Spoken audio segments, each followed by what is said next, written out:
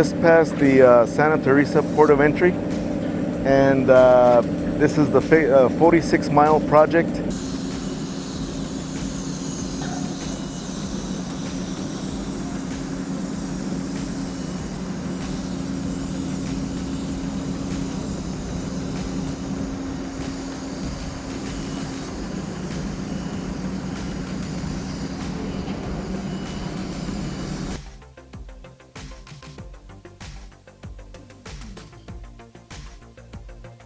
We're at the tail end on the east end of the project, heading west, and we've got about 330 panels up right now total to date.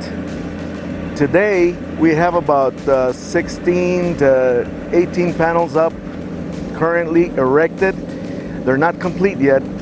We don't consider complete until the concrete is on the surface covering the bollards, and that's considered complete. Basically, the contractor, when he starts up, is he'll remove these stands for the panels after the concrete has set, and then he'll prepare his area by excavating for the trench. After he excavates, he places the steel mats inside the trench, and then he'll either do a full placement of concrete, which is bollard panels inserted, and then concrete. That's one lift. Or he'll do the two-stage placement, which is concrete up to just below the bollards, and then they'll place the bollard fence on top of the concrete, and then do the second stage.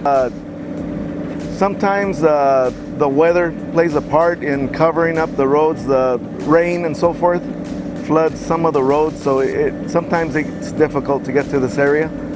But other than that, we've got maps and so forth, and contractors already set up a site plan.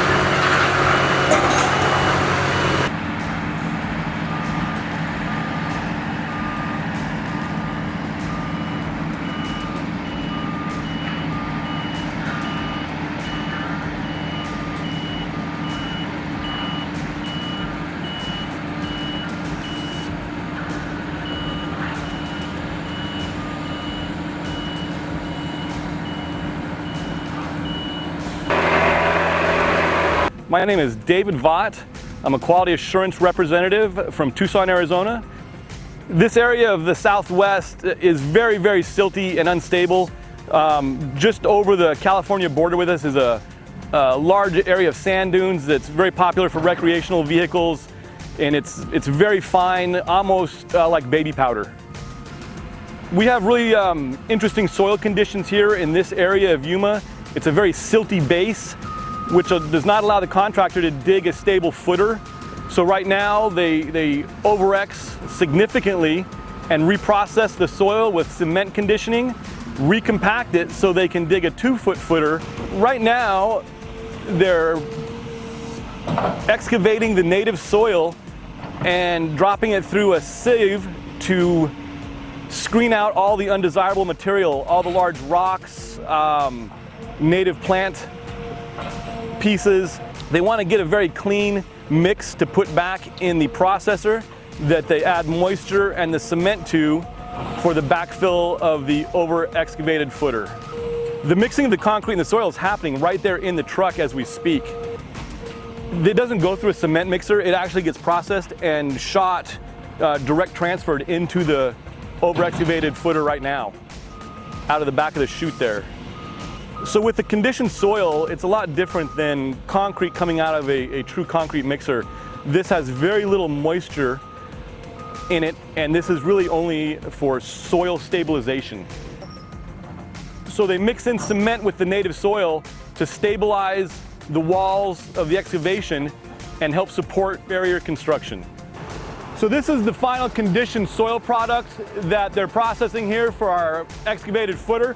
As you can see, it's just cement mixed in with the native silty base that we have and a very small amount of moisture to get it to hold together. The final product of our conditioned soil allows them to make a very supportive footer for the barrier. It's very hard digging for the guy who has to come back and dig the 2-foot footer, hard enough that the contractor has to replace the teeth on his excavator bucket every few days. So the piece of equipment we have right here is a mobile processor. In the back here we have the hopper that has all the cement product dry in it, and the loader operator will fill the native back up into the large hopper. It'll be processed with water from the water truck and come out the chute here at the end into our larger footer. Anyways, thanks for watching everyone. Show your support by subscribing, ringing the bell and thumbs up. And remember, peace through strength.